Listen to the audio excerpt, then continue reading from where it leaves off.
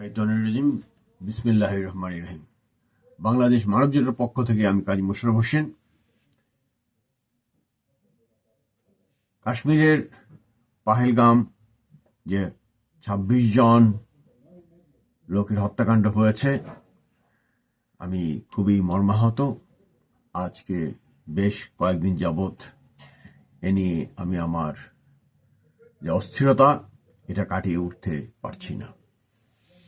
আমি অত্যন্ত দুঃখ এবং ভারাক্রান্ত হৃদয়ে এখানে বলতে চাচ্ছি যে যারা এই হত্যাকাণ্ড করেছেন, তারা যে দলের হোক, যে সম্প্রদায়ের হোক, তারা মানবতার শত্রু, তারা মানবের শত্রু, মানুষের শত্রু।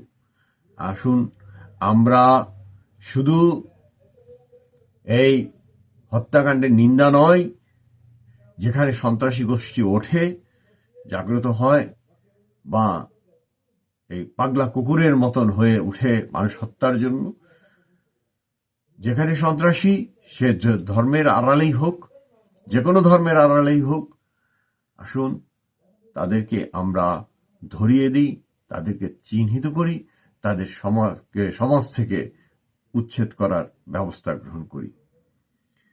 প্রতিটি রাষ্ট্র, অন্তত আমাদের উপমহাদেশে বাংলাদেশ, ভারত এবং পাকিস্তান, আমরা উন্নত দেশের মতো অন্তত সাইকোলজিক্যাল টেস্টগুলা করতে থাকি।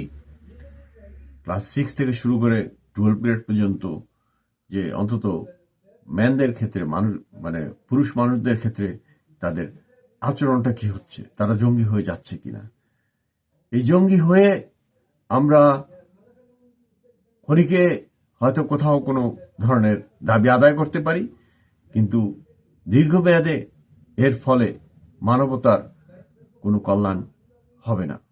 আসুন এই ধরনের জঙ্গি হামলা আমরা বন্ধ করি এবং দেখি কারা কারা জঙ্গি ওঠার চেষ্টা করছে। শোক সন্তপ্ত দেশ ও রাষ্ট্রের প্রতি সমবেদনা জানানো যাচ্ছি। বাংলাদেশ মানব জোটের পক্ষ থেকে আমি কাজী মোশাররফ হোসেন। আসসালামু আলাইকুম।